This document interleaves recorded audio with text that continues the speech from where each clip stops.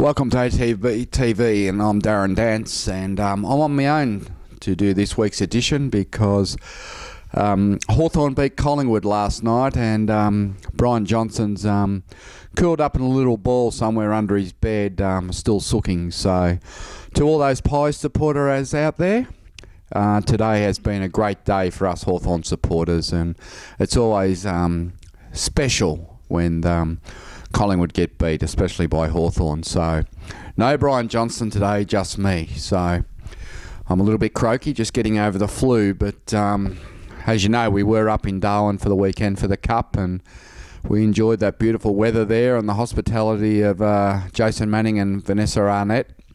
And we were having a great time there until, I guess, the tragedy of the death of the jockey there. So the whole carnival came to an abrupt end, and our thoughts are with Simone Montgomery's family and all her friends up there in the racing industry. And you know, it was just something you don't want to see or be part of, and unfortunately these things happen. So Darwin came to an end and we came home, and I think I've been crook with the flu since, so we will move on. Just on looking at the racing, today we had Lucky on Barefoot racing at Caulfield. He ran sixth. Look, he was really outclassed today, I felt. The imported horse of Mick Price's won, running away by lengths. It was a Group 3 winner in Germany. I think it might have been Group 1 placed, and Lucky on Barefoot certainly not in that class, and the track today also was a good 3. So he's been going really well, but today he may just, found a new level there that he was just outclassed. So we'll have a good think about what we do with him. He's had about 8 runs in this prep. He's been great. He's ran really well his last 3 or 4 starts. So we might just have to dodge some of these good horses and just find the right races. There might be a couple of Tier 2 or Tier 3 country cups for him over the spring, as we just need to refocus on where we take him.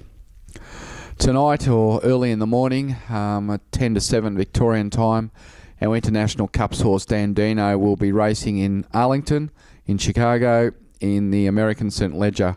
It's the race we won last year with Jackalbury when he was on his way through to the Caulfield Melbourne Cup, and this year we've got Dandino over there. This time last year I was there myself, taking it all in. This year Liz has gone across to have a look at the setup and to represent ATB and all those partners and owners there. I know there's quite a few of you who'll be sitting up tonight partying on, or up early in the morning to log on to watch the race. Unfortunately, it won't be on Sky or TVN, but if he does happen to win that race, I'm sure that it'll be replayed at some stage. There was only 8 final declarations, and Dandino had drawn barrier 4, and the world-class Ryan Moore had been engaged for the ride, so it was all really good. And then today we had further news that the second favourite, Dark Cove, who was a horse I was most concerned about beating, has been scratched. So we're back to a field of 7, and Dandino is probably going to start a very short price favourite. If he runs up to his Hardwick run in the UK in June, he should be winning the race. But, as I said to the owners, you still have to travel, you still have to be in good form, and you still have to get the job done on race day. So if he does everything right and he runs up to his good form, I think he'll win it, and he'll win it easily. So he's an exciting horse. I think he's a real Caulfield Cup type horse that's firmed ground there. Everything's in his favour. Marco and Lucci Body are very, very happy with him. So we wish the whole team in Dandino good luck in the morning at 10 to 7, and I'm sure there'll be something on our website by 7 a.m. on how he went for those who are unable to watch it. You can Google Arlington Millions, and the race replay should be on there from about 7:30 onwards in the morning. No runners on Sunday, but we've got 3 starters at Echuca on Monday. Just going to be a little bit hard to say what the track conditions are going to be Monday at Echuca, because at the moment it's rated heavy. It's just started raining here. I'm not sure whether it's drying up there or whether there's more rain forecast. But we've got a first starter in called Gen Y, filly by Harada Sun, 3-year-old, making her debut. 1,000 metres may just be a touch short for her. Dean Yendall rides from barrier 9. No concerns there. She has trialled up pretty well on a couple of occasions, including on a wet track. So I don't think the wet track's really going to worry her. She's had a very, very good family, and I like her. And I know Darren Weir, more importantly, he likes her too. So Jen Y, look out for her on Monday in her debut. Edge of Storm will also be running at Echuca on Monday. He's in race 7, number 3. Jai McNeil goes on. He's got 60 kilos, so we pull 1.5, get him back to 58.5. He's over 1,400. He is right now at the peak of his fitness. The wet track could be an issue, so we may well just have to wait and see how the track is on Monday morning before he makes the journey up to Echuca.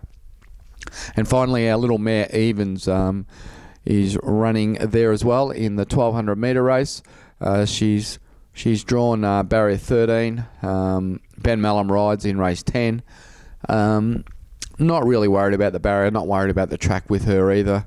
Her first up run was fantastic at Ballarat. First up bog track, 1,200, she ran super. She had a good blow after that. She's an honest, gutsy filly, or mare now.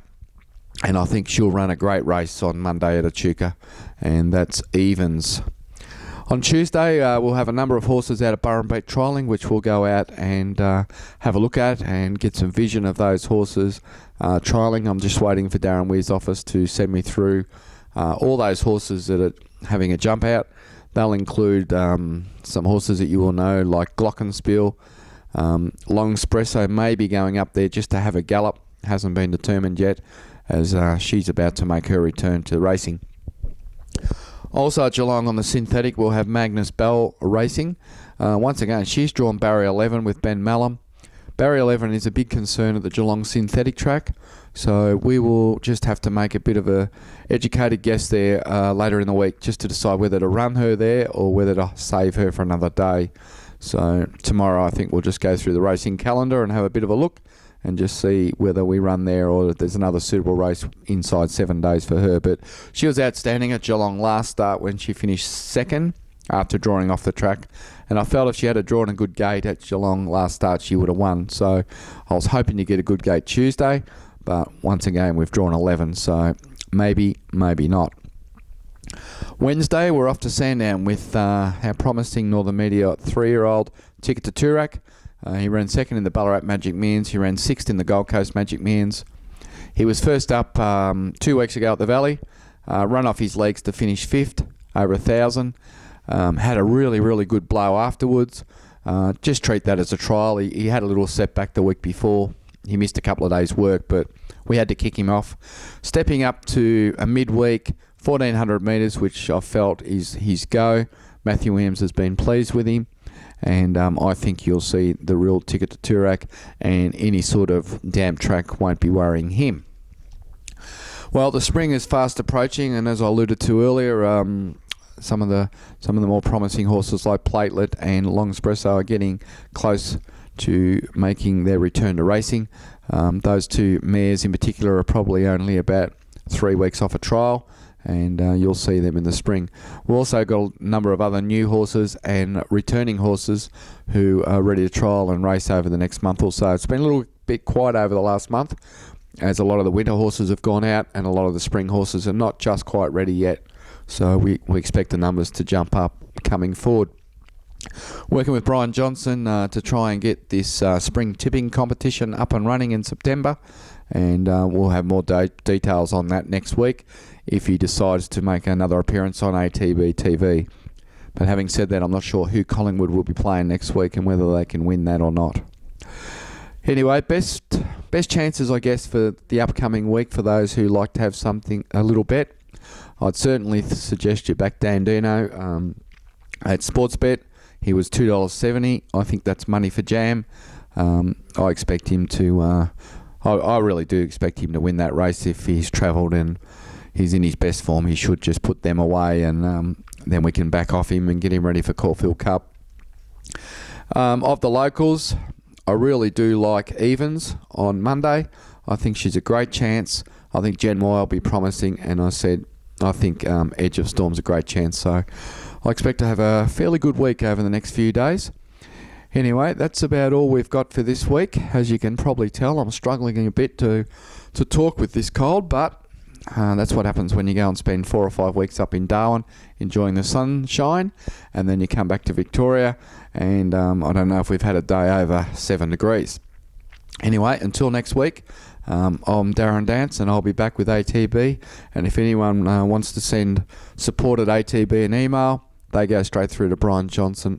I'm sure he'd love to hear from all you talking about how badly Collingwood went last week. Until next week, happy punting and good luck, especially to everyone in Dandino. Cheers.